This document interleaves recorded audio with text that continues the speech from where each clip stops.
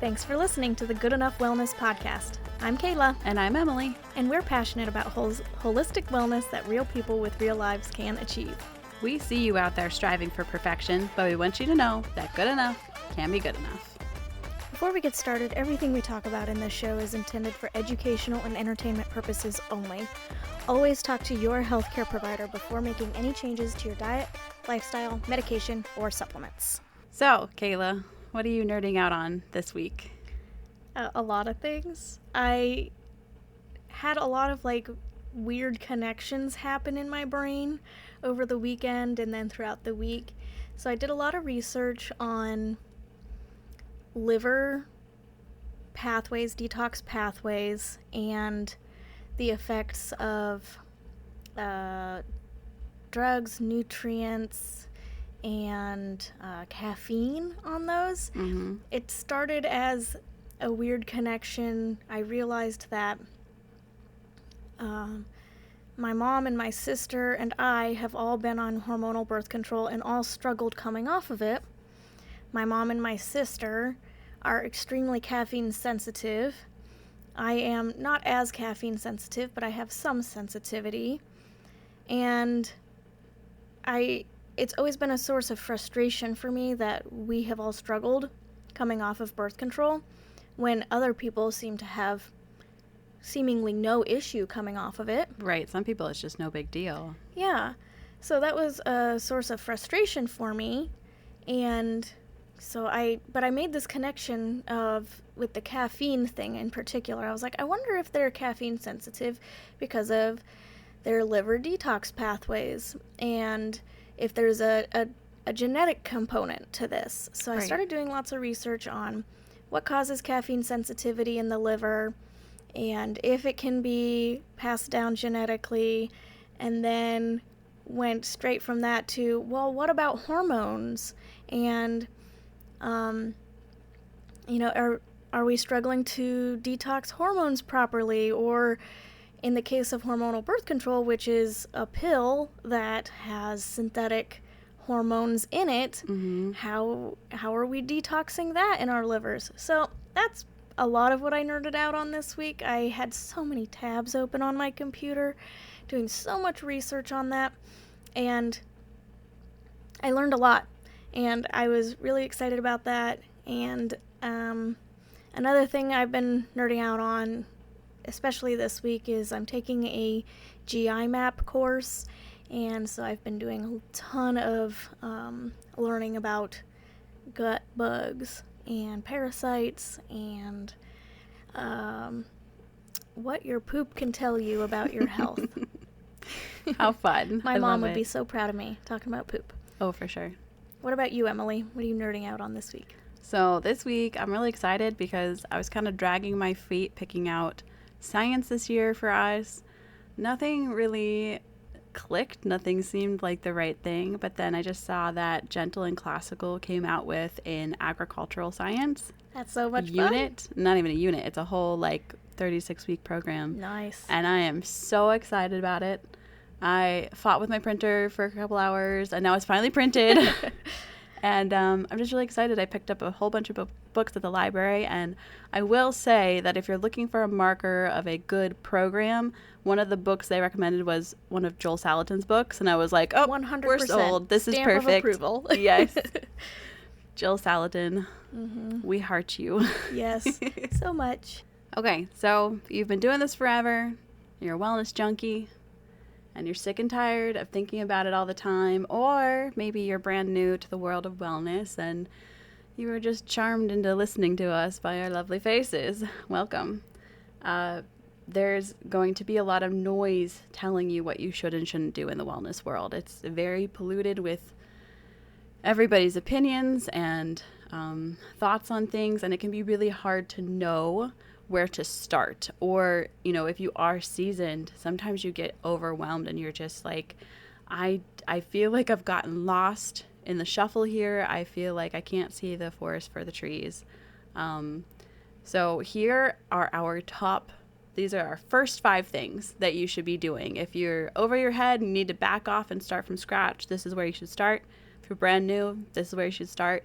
And we say this as people who regularly get in over our heads and go, whoa, we need to remember what the point of everything is, or, you know, we're in a season of survival. What's most important? So without further ado, this is our top 5 things. So our first thing is all foods are on the table. Yes, absolutely. We should never be cutting out complete food groups. We've seen people do this. We've done it ourselves. Whoops. And it can only lead to nutrient deficiencies, really. And not to mention psychological issues around food, and that can be just as dangerous for our physical health.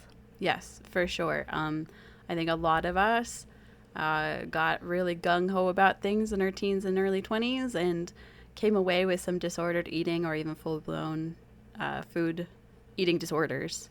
Yeah. And they're no joke to climb back out of. And it can often, when you're trying to climb back out of it, it can kind of have negative effects on your physical health while you're trying to heal your mental health.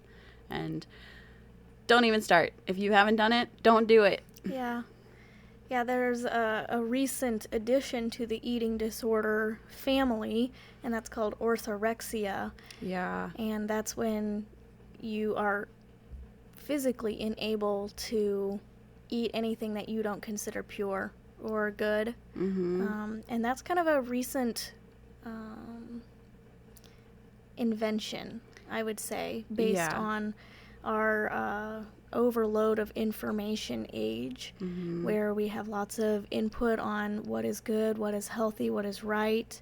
And so, yeah. It is actually really dangerous. Yeah, I remember when that first started kind of coming out, and a lot of people that were kind of doing the same food habits as me were like, it was such a joke to them. And then slowly but surely everybody came around and went, oh, I have that. That is a problem. Yeah. Yeah, so leaving out macronutrients is really dangerous business. Yeah, absolutely. We don't want to leave out any of the macronutrients. There you go. And so, just as an overview, let's just talk about what macronutrients are and what they do in our bodies. So proteins are the building blocks. They give us structure to our cells, tissues, organs, nerves, muscles, bones, teeth, hair, and nails. Pretty important. Yeah.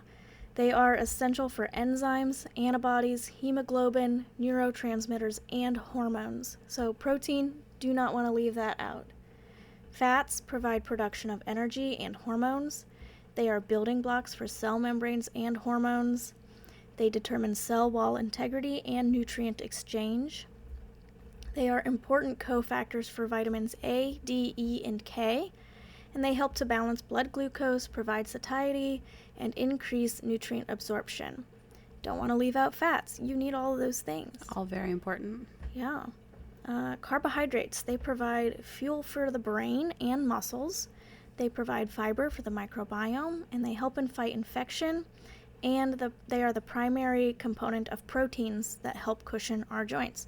Don't want to leave those out either. Yeah, nobody should be leaving those out unless you're under the very watchful eye of a health professional who says, hey, you have this very specific disorder and you shouldn't be consuming this because your body can't handle it. It's not the fault of the food. Your body is not functioning correctly. Right. These are all super important. Don't leave out macronutrients, fats, carbs, protein. You need them all. Yep, we need them all for sure. Food diversity is key for gut health and micronutrients. Do you want to talk a little bit about that? I know you're really passionate about food diversity. Yes, I'm super passionate about food diversity because I learned this in school and it completely blew my mind. And I'm just going to read a quote from a research article, and I'll have it linked in the show notes so you can go take a look at it if you're interested. But this quote from this article says, "Unfortunately, dietary diversity has been lost during the past 50 years because of economic pressures for greater food production to support a growing world population. This decreased agrobiodiversity, or the decline in rearing varied edible plant varieties and animal breeds, is occurring at an incredible rate. According to the Food and Agricultural Organization of the United Nations, 75% of plant genetic diversity has been lost, as farmers worldwide have left their multiple local varieties for genetically uniform, high-yielding varieties. Of the 250,000 to 300,000 known edible plant species, humans use only 150 to 200.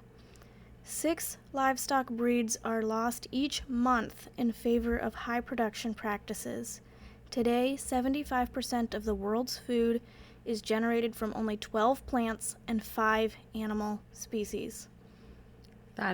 Those numbers are unreal. Wild. Yeah. So our ancestors were used to, our guts are used to eating a very, very wide variety of plants and animals.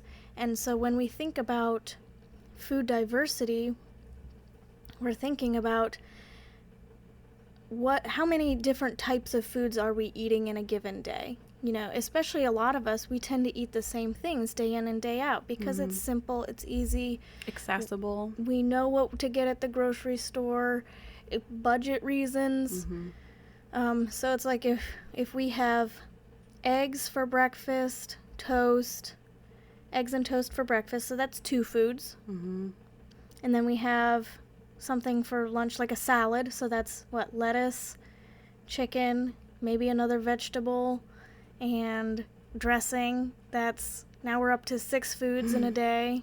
And then for dinner, say we have spaghetti, that's noodles, meat sauce, which would be like meat and tomatoes, cheese probably. That's 9 foods? You're looking at 9, 10 foods. Yeah, I mean, that's not including like salt and butter and all those kinds of things. But even including those, we're probably only up to maybe 20, including seasonings. That is not enough diversity for our microbiomes. So a healthy gastrointestinal microbiome is dependent on dietary diversity. That's the name of the article. So throughout that whole article, they are talking about why we need a diverse diet, and that's for a healthy gastrointestinal microbiome. Yeah. Not only that, but I always think about like also the food our food eats has diminished. Also the diversity there. Absolutely. Yeah. So, you know, I think that's why the rise in like free-range pastured animal products has really increased because, you know, you're looking at when you're putting something in a field, it's probably not growing all one thing. It's got weeds in it, and it's like the good stuff. That's where your variety comes in. Yeah. Okay, so what if I have allergies? Well, obviously, do not eat something if you were allergic to it, especially if you have an anaphylactic reaction to your allergy. I would never, ever, ever recommend that somebody push through. Yeah, don't do that. I know that I did a little research on some studies, and they were saying that like some people are having success like microdosing with their allergies to improve their allergic reactions, but that's not an endorsement. That's just a thing that's going on. Yes, and please, if you are interested in that, do it under the supervision of a practitioner, because you do not want to die because you ate something you shouldn't have. Yep. But what about a sensitivity? Because that's not an allergy, right? Yeah. So if you think something is actually bothering you, I think removing it for a time is really healthy. Because if it's causing inflammation, you want to remove the thing that is causing inflammation for a time to let things settle down. Sure. And like letting that gut lining heal. Yeah. So you want to give it some time to relax a little bit and start to heal.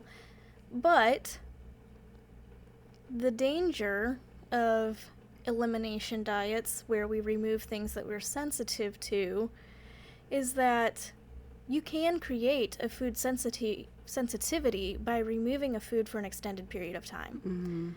There's a time and a place for elimination diets. Don't get me wrong. They should always be done under the supervision of a practitioner and not just because. You should have a real reason for thinking that you are sensitive to something and not just, oh, I heard gluten's bad, I heard dairy is bad, I heard nightshades are bad. Mm-hmm. You should have some real reasons for eliminating a food. But don't fall into the trap of, I'm going to eliminate this for especially weight loss. That's a really dumb reason. It's a very bad and reason. all the love in the world. Don't do It's that. a dumb reason to eliminate a whole food Mm-hmm. just because it might cause some weight loss. But when you remove a food for an extended period of time, just because, when you go to reintroduce that food, you might find that you are now sensitive to it. For some reason, our immune systems, when they're not exposed to things on a regular basis, they will flag that thing as a potential threat. Right. Well, and a lot of things require specific enzymes to break it down. I know dairy Yeah. is like that. So if you abstain from dairy for, I don't know, arbitrarily 30 days and try to reintroduce it, you're probably going to have a bellyache. It's probably going to, Yeah. you're probably going to react to it. Yes. And so here's your reminder that food sensitivities are almost always a digestion issue, and you need to trace that back to your digestion and work on your digestion, and it'll take you farther long term than just saying, oh, I can't eat that. Right. Yeah, absolutely. So step number 2, sleep is king. So let's hear some sleep stats, because I know it's dicey out there. Yeah. So just basic sleep stats. Adults need at least 7 hours of sleep every night, and some studies show that women need more than men. More than 1/3 of adults sleep less than that on average. I think both of us can attest to the fact that neither one of us sleep at least 7 hours a night sometimes. No. Nope. Up to 2/3 of adults occasionally experience insomnia, with 10 to 15% of people experiencing chronic insomnia. Yeah, I believe it. I feel like I think both of our mothers really struggle with insomnia. Yeah. 57% of people cite watching TV as their bedtime ritual. I would never. I was going to say, the person who fell asleep watching the TV last night. No, don't tell them that. They'll think you're not perfect. Definitely not perfect, but Just good enough. yes. Yeah, and I've heard too that most of the 8-hour sleep studies were done on men, so it's even possible that women need even greater amounts than that. Right. When I was looking at the sleep studies and trying to determine whether or not women needed more, a lot of the studies were saying, studies show that women might need more sleep than men. But when you looked at the actual study, it was saying that on average, women slept more than men every night. Fascinating. And I was like, that doesn't necessarily show that they need more, Right. just because they are. Or yeah, like what other kind of dysfunction is causing that? Right. Interesting. Yeah, definitely Yeah. more needs done. I was reading an article about how up until like the 90s, sleep studies had only been done on white men. So Yes. like not women, and not even like people of color either. Like Yeah, so just quick on that. Up until the 90s, no one was required to to do studies on anybody but white men. So it's like because of some course people we would needed choose, laws to make that happen. Anyways, some people would choose to do studies on people of color or Sure. women or something like that. But like if there was a study about, say, fasting, they weren't required to use women. And a lot of times if they did use women, they would use non-cycling women. We'll get into that a little bit more later on in this episode. I think we're going to talk about fasting. yeah, we will. Yep. So, Yeah. but A good just- reminder though that women are not small men. yep, and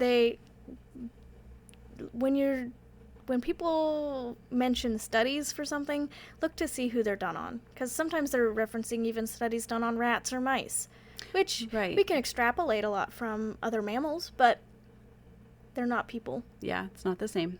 Yeah. They can give us context clues, but it's not the same. Yeah. So when we sleep, That's when our brain consolidates processes and commits things to memory. So sleep is super important for brain function. Mm-hmm. Our brain's ability for synaptic plasticity, or the ability to make new neural connections, is dependent on how much sleep we get. The more sleep we get, the more connections our neural pathways can make in our brains. That's why sleep is super important for memory, because it helps to solidify things and store things. I've seen things where people recommend taking a nap after you study for something because it helps to cement those things in your brain. That's cool. Yeah. Yeah, as someone who's had small children for a long period of time, I can tell you that that doesn't happen much over here these days. Yes, and I think everybody can recall a time where they did not get enough sleep and they woke up and they're like, I don't remember anything. Like, you have brain fog. Like, anyone who's experienced insomnia can tell you what the impacts are on brain function. You know, people are, drive dangerously on lack of sleep. Oh, for sure. Yeah, that is a real issue. Yeah, sleep is so important for brain function. Yeah, so sleep is super important, but what if you're having trouble falling asleep, staying asleep, all those things? Yeah, so there's a couple reasons for this from a functional perspective. The big one that we'll talk about is blood sugar imbalances. This tends to be the main reason that people don't sleep through the night or have a hard time falling asleep. Blood sugar imbalances, we talked about this a little bit, I think, in the endocrine episode. But when our blood sugar falls, our stress hormones increase in order to bring that blood sugar back up. But the purpose of stress hormones is to wake us up and get us moving to move away from danger. Right. And so if our blood sugar falls as we're trying to sleep or in the middle of sleeping, it could increase those stress hormones to the point that we're waking back up or not able to fall asleep. It could also be HPA axis dysfunction, so this would be like you're more tired and wired, you're exhausted, you're running yourself ragged, but then when you get to bed you can't sleep, and that's because there's a dysfunction between the hypothalamus, pituitary, and adrenals where they're pumping out hormones to try to get the adrenals to work, and the adrenals aren't seeing those hormones because they're so exhausted, and so they're just increasing stress hormones, and that could drive some wakefulness. You'll often hear the HPA axis dysfunction referred to as adrenal fatigue. Oh, yep. Yeah, and then another reason could be poor sleep hygiene. We just talked about how 57% of people cite watching TV as their bedtime ritual. This is a lot of blue light exposure. Mm-hmm. If you're scrolling on your phone right before you go to bed, blue light is very stimulating. It prevents melatonin from being released. We'll talk a little bit about melatonin later, but melatonin is what helps us get sleepy and stay asleep. So if there's a lot of blue light exposure, you might not be getting that. Yeah, when you're starting to help your kids like sleep well, you would start doing like a bedtime routine, right? Mm-hmm. Like you would implement, we're going to sit down and read a book, and we're going to brush our teeth and put our jammies on, and then we put on music, and then we listen to another story, and then we lay down, and then we like pray, and then we kiss goodnight. And I think most of us, I'm going to go out on a limb and say most of us could really benefit from reparenting ourselves a little bit, and treat yourself with kindness and come up with a bedtime routine that you do to help you get ready for sleep and start signaling to your brain like, we're going to sleep now. This is what it's time for. Yeah, a routine can be really, really helpful because it does trigger your brain. You start to make those neural pathways where it's like your brain is like, oh, we're getting ready for sleep, and before you know it, you're sleepy because you've been getting ready for sleep. Another reason that you might not be sleeping through the night or taking a long time to fall asleep could be low liver glycogen stores, and this goes back to blood sugar imbalances, really. And that's our liver stores glycogen. Glycogen is just a stored form of glucose in the liver, and it can only store so much. Right.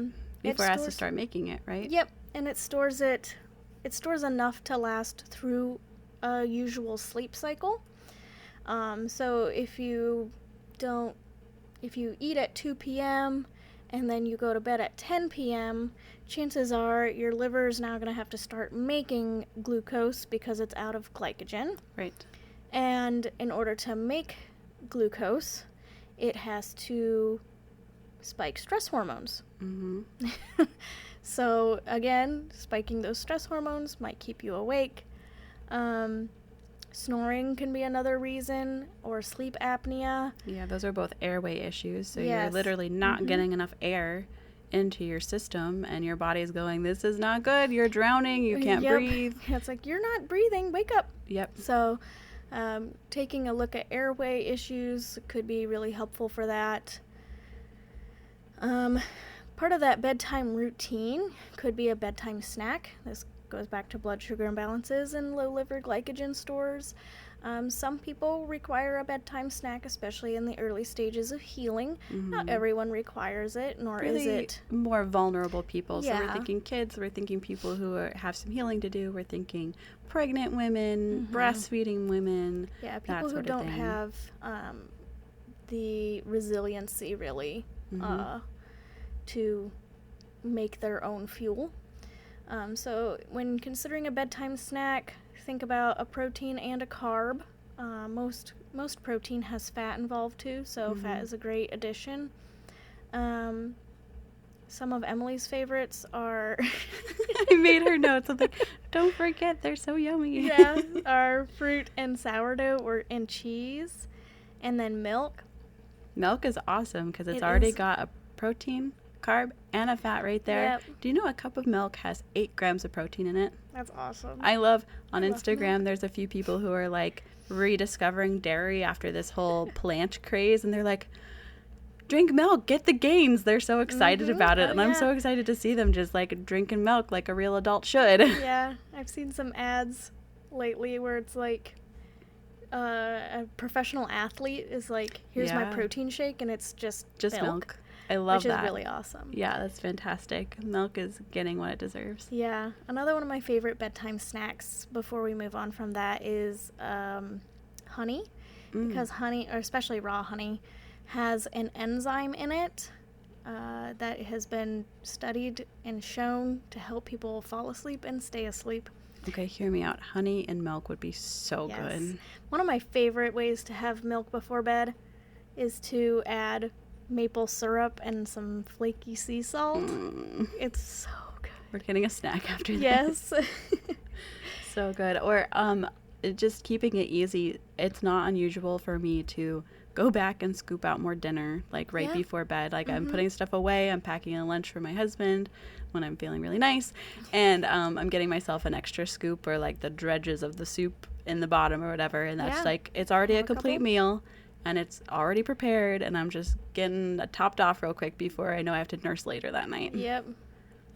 So what should you do if you have a baby or kids? Yeah, it's a tough season. Yeah. It really is. Don't let people tell you it's not a big deal. It is a big deal. It is actually really difficult. It's difficult for your body for sure, and especially if you're not getting the support that you need, both from yourself physically and also from the outside, like having a partner who really chips in. But this is where resiliency really comes into play. And some of us are starting out without resiliency at all. So we're kind of starting behind. And then even when you're coming in with good resiliency, sometimes it's still difficult. So it'd be amazing if we could always have perfect sleep, but that's just not the reality when you have a baby or little kids. If you're still breastfeeding and they're still getting up through the night, or then they move into toddlers and they're wetting the bed. It doesn't end, and I hear teenagers are much the same. But so there are things that you can do to help offset poor sleep.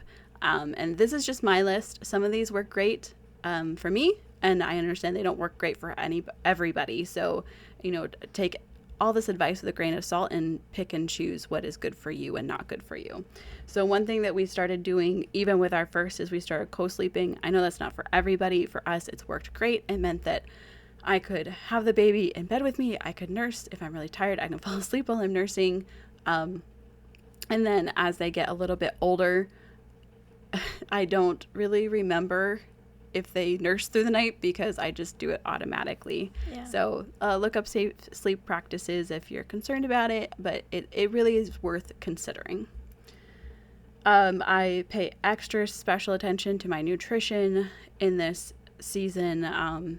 It'd be great if I could be a little more lax, but like I really do have to keep on top of it, make sure I'm getting all the things I need, extra snacks, whatever I need to make sure that when I do have the opportunity to sleep, I am sleeping well. And then I prioritize naps.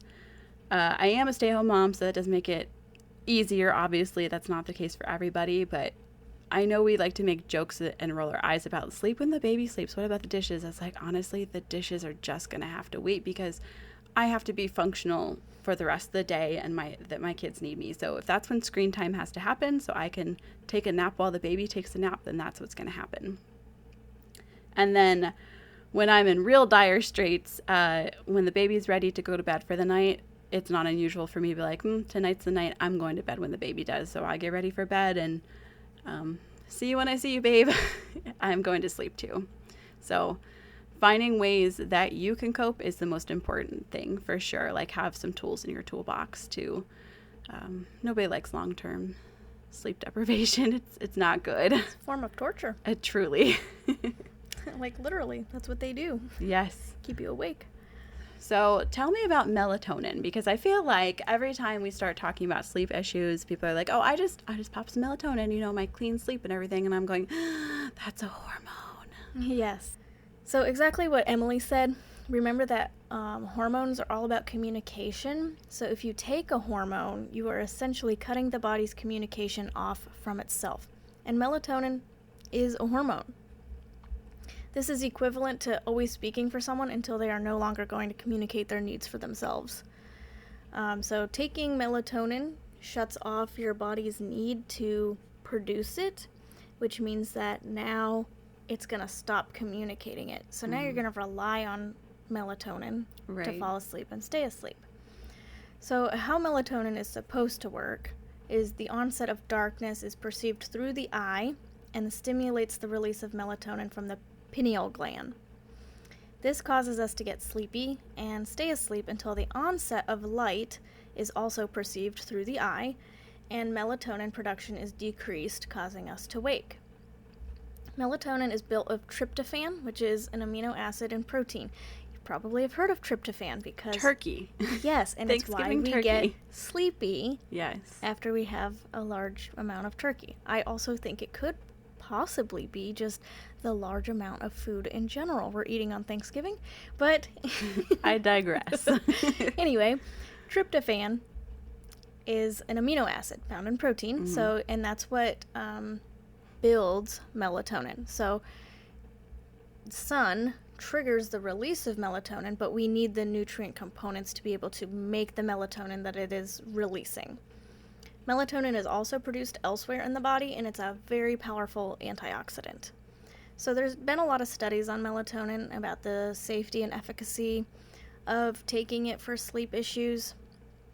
Most of them, I was finding, are done by producers of melatonin supplements, so it's hard to say whether or not they're very unbiased. Yeah, probably looking for an answer for sure. Right, and I just think it's not been studied very well, and not from the perspective of a hormone and how it's going to affect people long term or down the road, or other hormones in the body, because hormones don't act in isolation. You can't take one without affecting the others.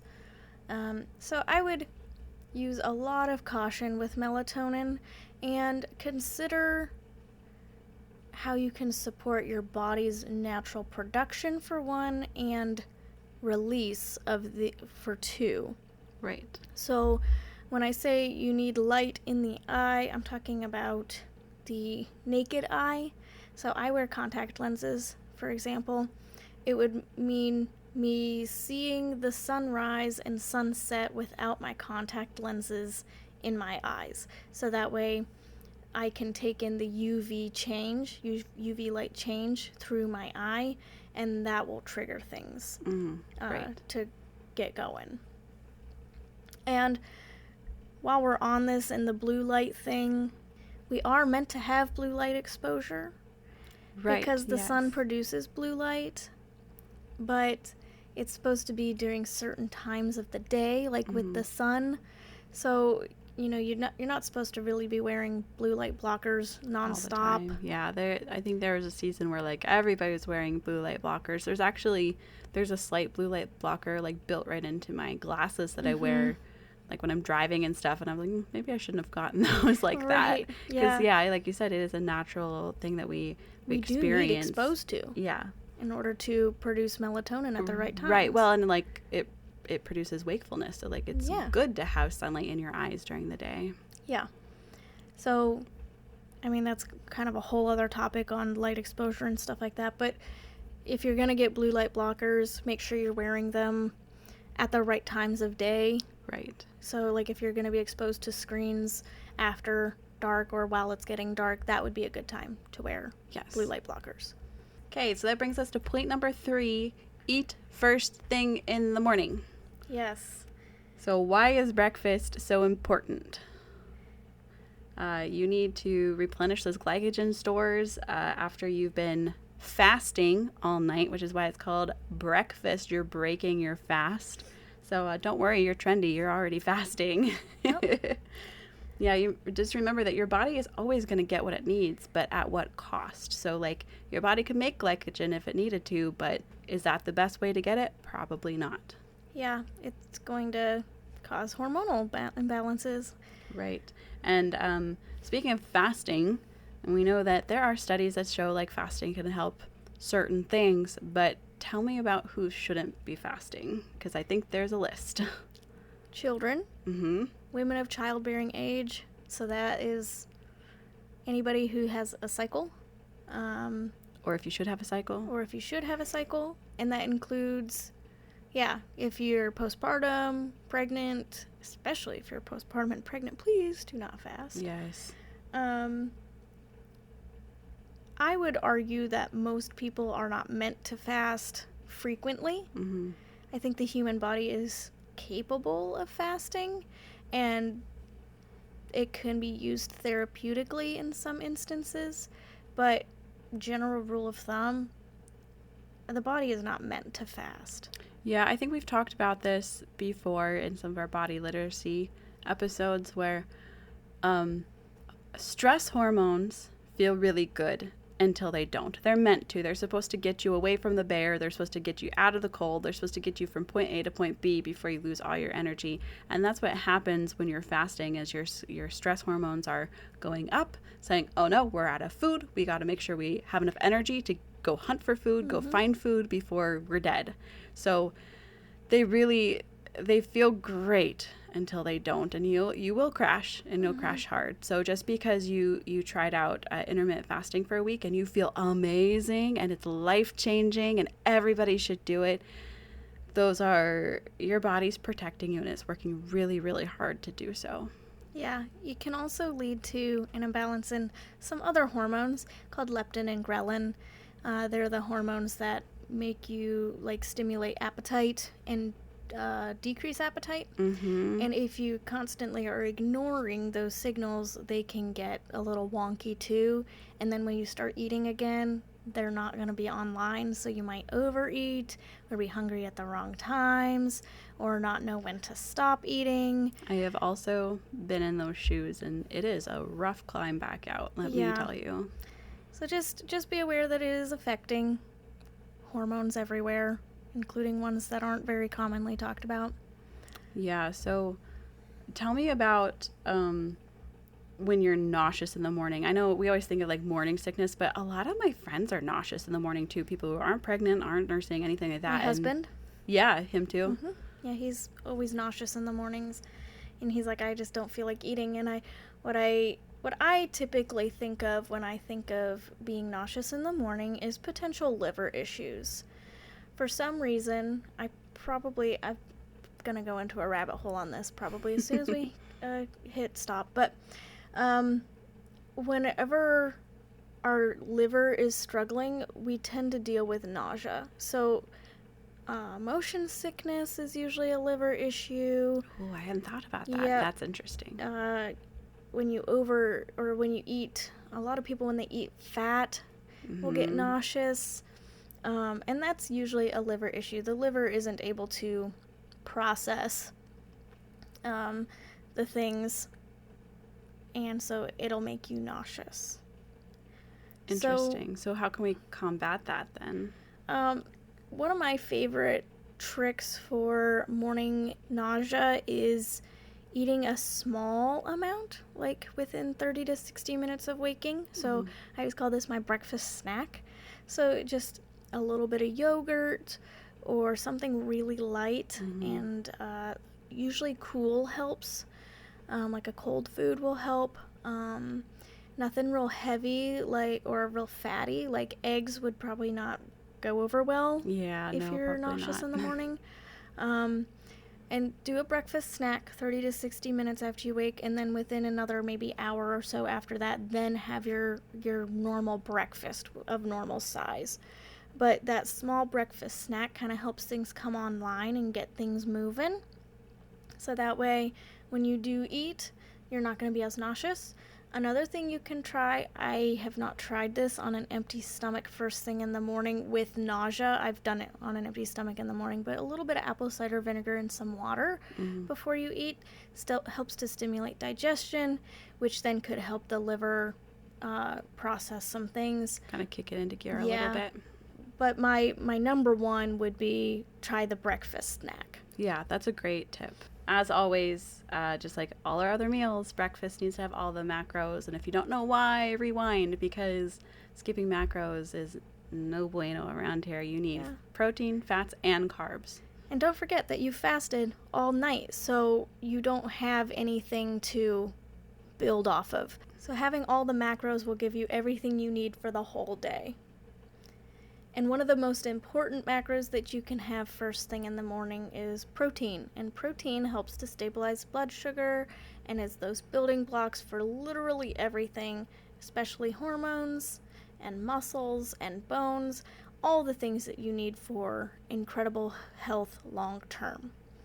So we think that aiming for 30 grams of protein is ideal. This should give you, if you're eating 30 grams of protein per meal, starting with breakfast, that gives you around 90 grams with all your meals. And then if you have a couple snacks, that gets you close to 100 grams of protein, which is probably the bare minimum of what most people or most women should be eating every day. Yes. So 30 grams of protein. Just a quick reminder that if you haven't been focused on getting protein in the morning, you might need to work your way up, because it can feel like a lot of food. It can be a little tricky to like kind of figure out what are good protein sources for you. Like, I have a really hard time with meat in the morning. I know some people love breakfast sausage, and it is no thank you. No. My favorite breakfast meat though is steak left over from the night before. I'll have to try that. Wait, what's leftover steak? Yeah. But 30 grams of protein looks like, and I'm going to give you like, if you were just using this one thing as your protein source. So don't freak out when you hear these numbers, because chances are you're going to be pulling it from multiple sources, and that makes it easier. 30 grams of protein would look like 5 eggs, 300 grams of Greek yogurt. I think that's like a cup and a half or something like that, roughly. 10, those cute little breakfast sausages. It would be 10 pork sausages. This was comical to me. It's so funny. I started out making a list of like, here's what a balanced breakfast. Like, no, we're gonna go for shock and awe. Sausages.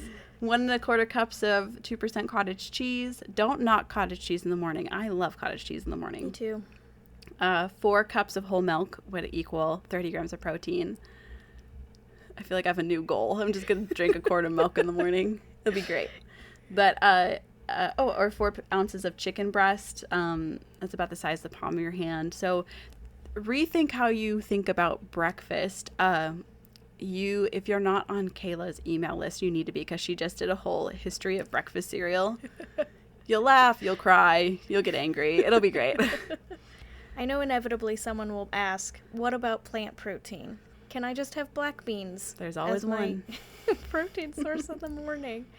And don't get me wrong, there is protein in plants. I'm not saying that there's not, but what we have to look at when we're looking at plant protein is how bioavailable is that protein. That means how much of the actual protein are we able to utilize in our bodies. And plant protein is not as bioavailable as animal protein. Right. So if you're going to eat plant protein or plants as your source of protein, you have to consider the bioavailability and how much you're getting. So if you're going to eat black beans as your protein source, in order to get 30 grams of protein, you're going to have to eat... Okay, so I don't have black beans pulled up, but I have baked beans. That's pretty yeah. close. You'd have to eat over 2 cups of baked beans. Do you want to eat 2 cups of beans? Nobody wants you to eat 2 cups of beans. I'm sorry. And that's just like the amount of protein that's in those beans, not the amount of bioavailable protein that's in those beans. If Right. you're considering bioavailability, it'd probably be closer to 2.5 or 3 cups of beans. It's not getting better. Can you imagine your digestion on 3 cups of beans for breakfast? You're gonna have to quit your job. You'll get fired. Anyway, so I'm not discounting plant protein. Plant protein is all protein lives matter, but I always view them as kind of like protein helpers. yes. So like especially it can be hard to get enough protein, especially in the morning, right? So I'm looking at, okay, I put these 2 things together. I've got 25 grams of protein. Oh, I can add a little bit of beans, or I can add like kind of just to like push you over that edge. It's not that it doesn't count altogether. It's just, it's not going to be as bioavailable. You're not going to make the best use of it. Mm-hmm. And also consider that when you're looking at protein shakes, because I know some people utilize protein shakes, especially in the mornings. Well, I wouldn't say most, but there are some protein powders that are plant-based. Probably not a great idea if that is your only protein source in that meal or snack. Yes. So here's point number 4, simplify supplements. If you've been in the wellness world for 5.5 seconds, you probably have a drawer full of supplements. Yes. And you probably need like 3 of them. Or if you're not new to the world of wellness, you probably have heard that you need to be taking a multivitamin, or you keep emergency on hand for whenever you're sick, or any number of vitamins in your cupboard because they're healthy, right? Right. Yeah. And I would say it's pretty safe to say Walmart is not your best choice for getting supplements. And I don't say this to be elitist, but if you can find it at Walmart, supplement-wise, it's probably not going to be the best ingredients. It's probably not going to get you ahead. It may even get you behind a little bit. There's a lot to consider with supplements, especially how they're made, because a lot of the supplement companies will cut the supplement with other ingredients to make it stretch. And since they're not regulated by the Food and Drug Administration, the amount of vitamin or nutrient or whatever it is that you're wanting that is listed on the bottle might not be what's actually in the supplement. Right. So it could say 1,000 milligrams of magnesium on the bottle, but when it goes to a third-party tester, it might only have 50. Or it might have way more.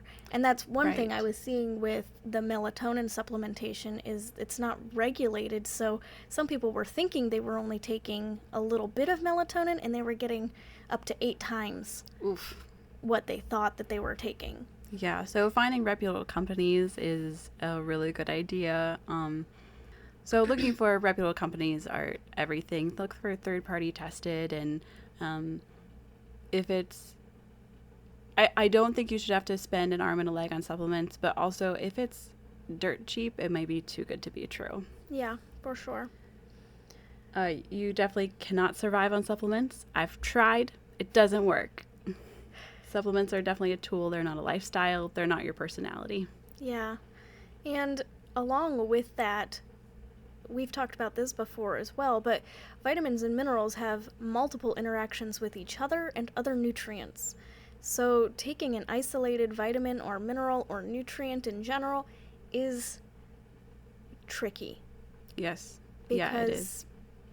You don't know, unless you've done extensive testing, you just aren't going to know if that is going to interact poorly with other things going on in your body. Right. It could react poorly, or it might just be, it might not have any reaction at all that you're looking for because it needs other components to be active. Yeah, the big thing I always think of with that is in order to utilize magnesium, we need calcium and potassium. Mm-hmm. So a lot of people focus on magnesium because we've heard about magnesium, but they're not thinking about calcium and potassium as well. Right.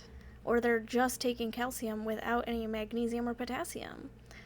And that can really create some issues in the body. So it can... Smart supplementation is so important. Be respectful. Yeah. Yep. For sure. You should always reach for food first. Food should be your first line of defense. Supplements are for maybe some gaps. Supplements are for maybe when you're trying to target something really specific, which is when you really should be working with a practitioner who knows what they're doing. You don't need a whole cabinet full of supplements to be effective or successful. Here's a few of our favorites these are ones that I think just most people can benefit from. These are really just your basic things that this is what's in my vitamin box every morning, and these are things to consider if you're looking for supplements or if you're like, I gotta weed something out, what do I keep? So probably the first and foremost would be some kind of beef organ complex that just really covers a lot of your bases. Do you want to talk about that a little bit? Yeah, so this is also on my list. I think a beef organ complex or even just a beef liver supplement can be super, super useful. Most of us have the potential for iron overload. A lot of our food is fortified with iron, and we don't really have the capacity to detox it very well sometimes. So a beef organ complex or beef liver provides a lot of copper, which helps us to regulate that iron, among a ton of other micronutrients, which are essential for proper, especially hormone health, but health in general. Right. You could obviously just be eating beef organs. Absolutely. This is a whole food that you could get elsewhere. It doesn't have to be in a pill form. Yeah, ideally even. Yeah, I don't know how much is denatured when they do make it into a pill form, but this is just really accessible for us. It's easy to take. I don't have to think about how I'm going to prepare it. I don't have to kind of get over the little bit of it's kind of slimy. I don't know. Right. I'm sure it'd be delicious, but that's just not in the era If you're not used to eating liver, it can be a really tough thing to start eating. Yes. Yeah. So, whereas swallowing a pill, yeah, it can be manageable. It's a less tough pill to swallow. Anyways, I think on both of our lists is some form of magnesium. I like my magnesium bicarb just because it's so accessible to me. I think it's cheap. We should link. There's a method for making a magnesium bicarb where you actually make it yourself. You have magnesium hydroxide. I think it comes in a powder. It's little expensive, but you have it forever and ever. I've had the same bag for 4 or 5 years now, and you mix it into carbonated water and you shake the bejeebers out of it, and the chemical reaction happens. And you get magnesium bicarb. It's so cheap to make. It's, I'm making it for a lot of people in my family. So that's why I like that one. It's pretty easily absorbed, but I know you like a different one. Mm-hmm. Just one more note on the magnesium bicarbonate. I think that's probably one of the most absorbable forms because I have this theory that this is how most people got their magnesium before modern times. I love this theory. Because our water was coming after it ran through soil, over rocks, and it gathered the magnesium from the soil in those rocks, and then we drank it. Mm-hmm. So we're probably predisposed to absorb the most magnesium from water, honestly. That said, I like magnesium glycinate. It's also really highly absorbable, and for me, taking a supplement like a pill is a lot more accessible than drinking it or even just making it. Yep, fair.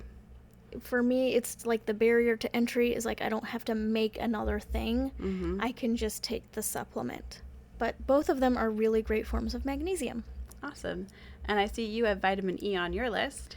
I do. I love vitamin E, especially in our modern era, because vitamin E is a really powerful antioxidant and it helps to offset a lot of the habits that we have and a lot of the foods that we tend to encounter in our day-to-day lives, like seed oils and other less than ideal foods.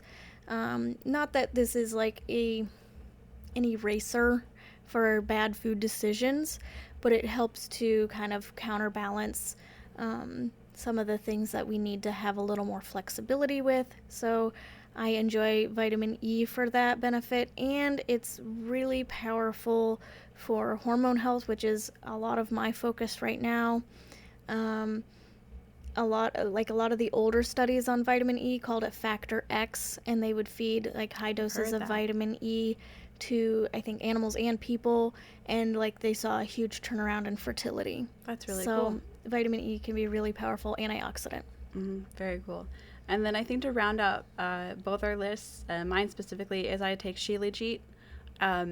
It's chock full of minerals. It's just a really easy, inexpensive way to get in a lot of minerals easily. I think we've talked a little bit about how like a lot of our soil is depleted. We have a lack of biodiversity in both the soil and in our diets, and so having some kind of mineral supplement is really helpful, I feel.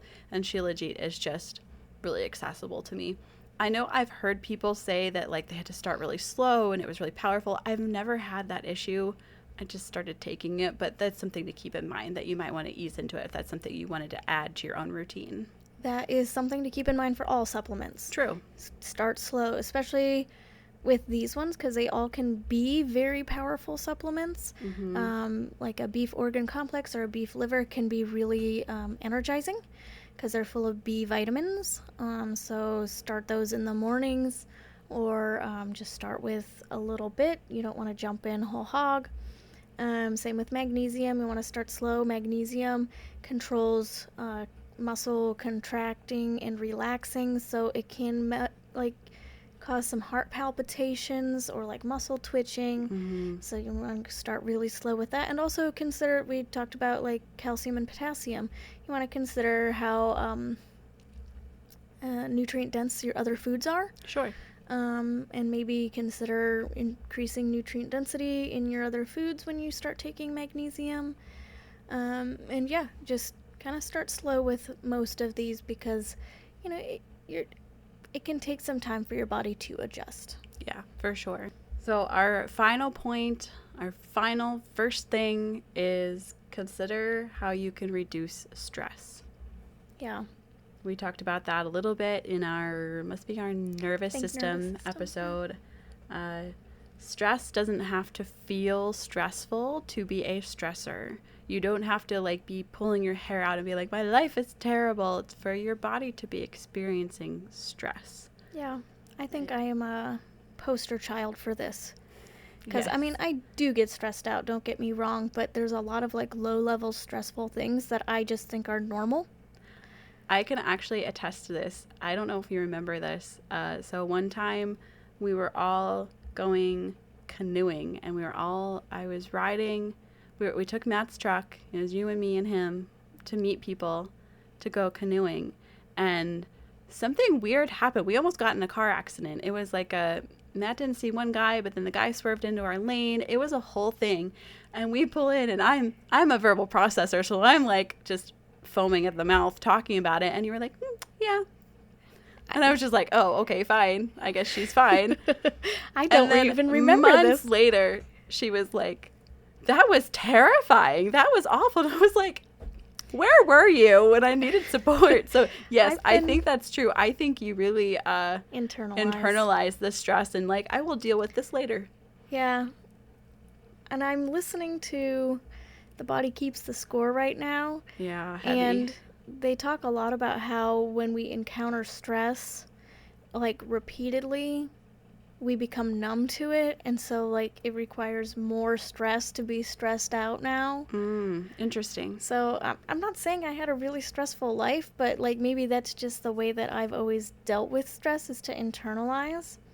And it's probably something I need therapy for. But yes, stress does not have to feel stressful to be a stressor. And along with that, stress occurs in many forms and places. And as a reminder, not all stress is bad stress. Yes. Stress can be good. Like, pregnancy is stress. Yeah, buying a new house. Things that are exciting to us, getting married. Downhill mountain biking. Yes, Yep. it's like things that we enjoy and have fun doing and want to do. Those can cause stress in our physical bodies.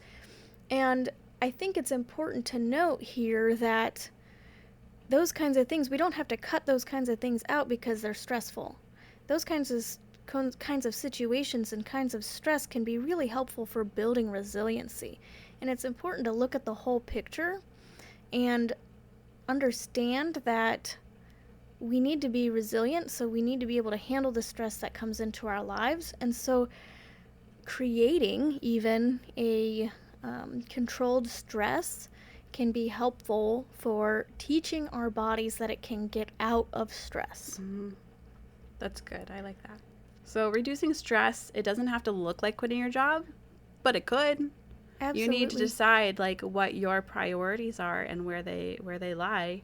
It might look like you need a whole lifestyle change, or it could look like, I don't know, I'm going to pack my lunch the night before so I'm not running around in the morning. Like I think it comes in all forms. Sometimes you have to lower your expectations, your standards. Sometimes you have to change what you're doing altogether. So like think outside the box a little bit and don't get too caught up in like, well, I work in fast food and I don't see how I'm going to get out of it. So I'm not pointing a finger at you. Don't look at me like that. But you are working fast food, but you have found ways to combat that, and making sure that you're paying attention to feeding yourself and sleeping and all those things. Like you're working your way around it. You're talking about things that are stressing you, that sort of thing. So like sometimes it looks like doing something really drastic, but sometimes it just looks like a little bit of self-care. Yeah, and I don't want to blow by something that you like just said in the middle of that sentence, and like I was like, wow, I think we need to talk more about that. Okay. And that's changing the way you think about things. Mm-hmm. Yeah. We so underestimate the power of how we think about things. And if something is stressing you out, true, you might need to actually change that situation. It might be a bad situation, might be toxic, might be any number of things. But is it you? Mm-hmm. As Taylor Swift says, it's me. Hi, I'm the problem. It's me. Oh, we just got so relevant. Good job. But sometimes, and this has been really important for me, I have a lot of expectations of a lot of people, and sometimes my issue isn't them and them meeting my expectations, but me and changing my expectations and having more grace and seeing where am I being unreasonable. Mm-hmm. Yes. And sometimes it's both. Mm-hmm. But I think we really need to take a hard look at ourselves before we go around demanding that other people help us eliminate our stress. That's hard. It's a lot of growing up. Yes, and being it takes a a lot of maturity, mm-hmm. and it also takes a lot of humility. Mm-hmm. But I think we live in a society that's all about, how can other people serve me? Yeah, unfortunately. And sometimes we need to be self-aware. Yeah, that's sometimes true. Not, but yeah. Kind of piggybacking off of that, about changing your mindset, if that's what needs to happen, is what does your social media feed look like? Many years ago at this point, I started eliminating all of the like mommy pages that were just in the name of being relatable. It was just them complaining about their kids and complaining about their house and complaining about their husband. I really love the whimsical pages that are like precious music and like just really glorifying the season you're in, and like not to say it's not hard. I feel like I'm gonna step on toes, but it's so great that we recognize people's trials now. It's so great that we can look at it and be like, wow, that's really hard, that's really difficult, and be like, it feels seen that way.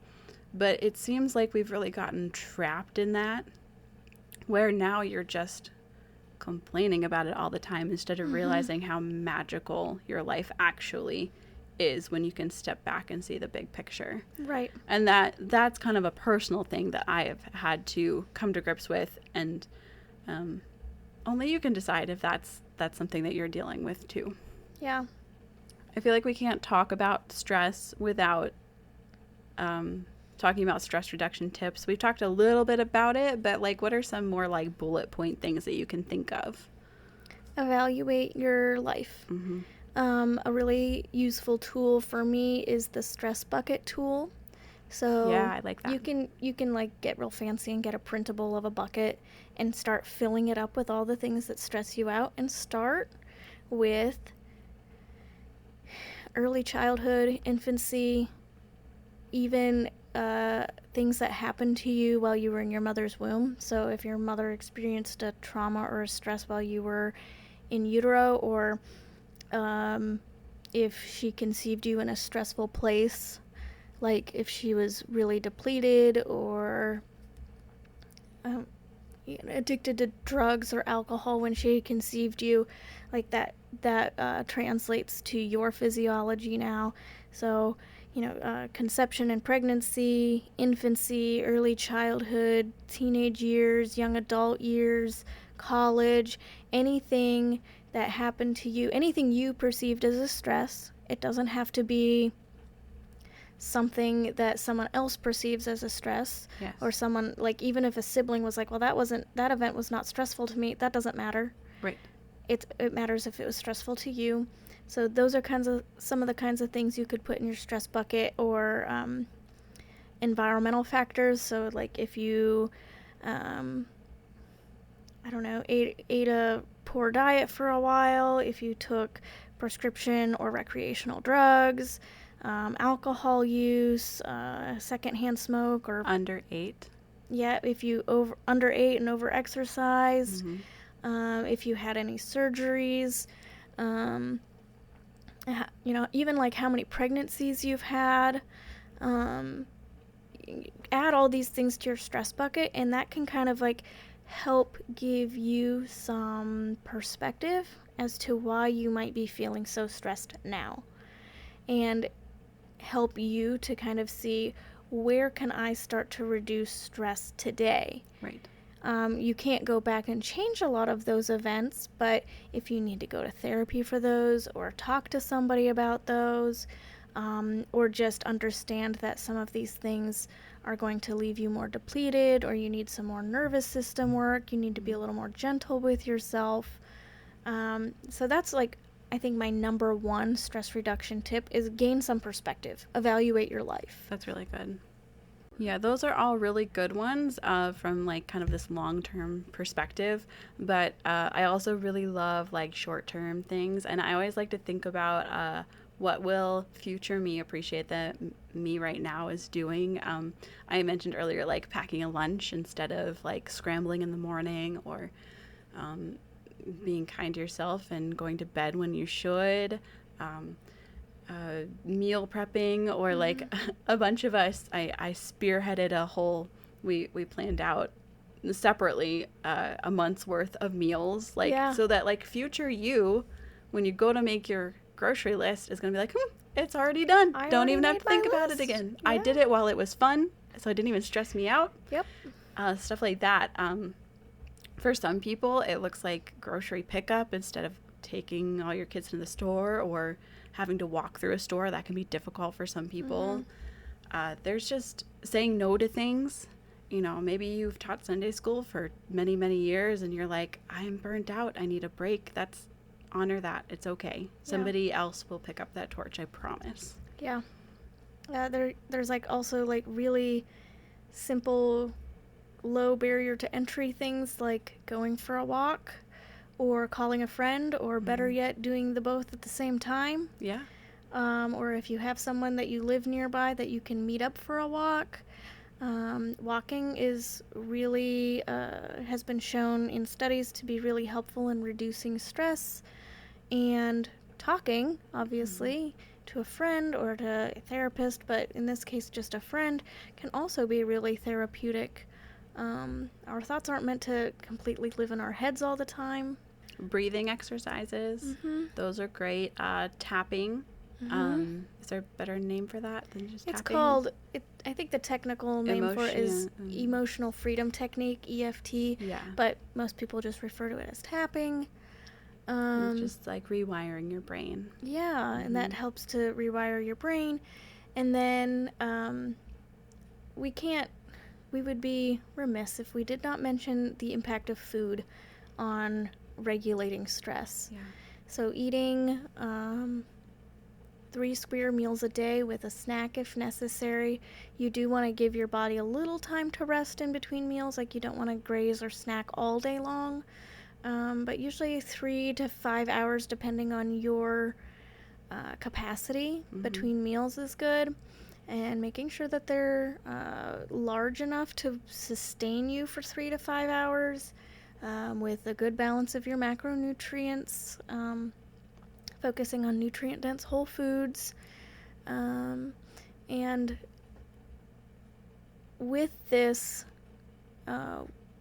it's important to mention that stress depletes magnesium. So making sure that you're eating magnesium-rich foods or supplementing with magnesium a little bit more when you're actively stressed. And while we're on stress-depleting magnesium, this can be a really useful place to get an HTMA or a hair tissue mineral analysis done, because it tests the hair closest to your scalp to tell you what's been going on in your body for the last 3 months of your life, and it can tell you whether you feel stressed or not, if your body feels stressed or not. Right, yes. And it can give you really important clues as to blood sugar regulation, adrenal balance, thyroid balance, all kinds of it can give you a real functional look into your body, and it's pretty cost effective. You can get those through practitioners. I offer it in my 12-week program as well. But it's one of my favorite functional labs to run, because pretty cost effective, and it gives you a ton of clues, tests all the minerals so you know for sure what minerals you need and what they are telling you about your body. Yes, that way you're not going in blind trying to guess what you need. Yeah. So in case you missed it, here's the TLDR. All foods are on the table. Sleep is king. Eat first thing in the morning. Simplify supplements. Reduce stress. So Emily, what's good this week? So this past week was our community fair. It's like a holiday week here, both in our town and in our household. We're there like every single night, watching all kinds of fun stuff. But the thing I'm really excited about is that I entered an axe that I made. That's so awesome. I'm really proud of it, and I'm really excited about it. And it won a red ribbon. Yay, that's awesome. I saw the thing that it was like up against, like in its class, and I don't remember what it was now, but I was like, that's fair. Yeah, it was like okay, gorgeous, like resin, and like it was beautiful. That's awesome. But yeah, I'm really excited about it. Except now I'm like, could really use an axe at home. I have some stuff to cut. Right. But I think it's my first like thing I've won as an adult. Yeah. Like I did a lot of that stuff as a kid, but like competition's a little tougher when you're an adult, and I'm really excited about it. Yeah, that's awesome. So for me, I'm listening to The Body Keeps the Score. If you've been in the wellness space, you might have heard of this already, especially if you're like interested in nervous system, things like that. It has been extremely good. I will say, trigger warning to anyone who's experienced any kind of abuse or trauma, especially as a child. It could be extremely triggering. He talks a lot about childhood trauma and sexual abuse, but I'm listening to it more, less from a like a therapy kind of perspective and more on the biological, physiological perspective, because, I mean, we talked about it even in this episode, the impacts of stress on our physical bodies. So, learning more about how stress can change how our stress hormones are behaving and things like that. So, extremely good. Highly recommend it, but just use caution going into it. Yeah, very heavy. It's pretty heavy. So, but yeah, I've really been enjoying it and highly recommend it. Awesome. Can't wait to hear your takeaways. Yeah. Thank you for listening to the Good Enough Wellness Podcast. To learn more about my one-on-one packages, join my mailing list and follow me on Instagram at Kayla King Wellness. Don't forget to subscribe to our Good Enough Wellness podcast feed wherever you listen to podcasts. You don't want to miss an episode. Join our community over on Instagram at Good Enough Wellness Podcast to learn about upcoming episodes and to interact with the Good Enough community. The Good Enough Wellness Podcast, because good enough can be good enough. Well, that's good enough for me. Me too.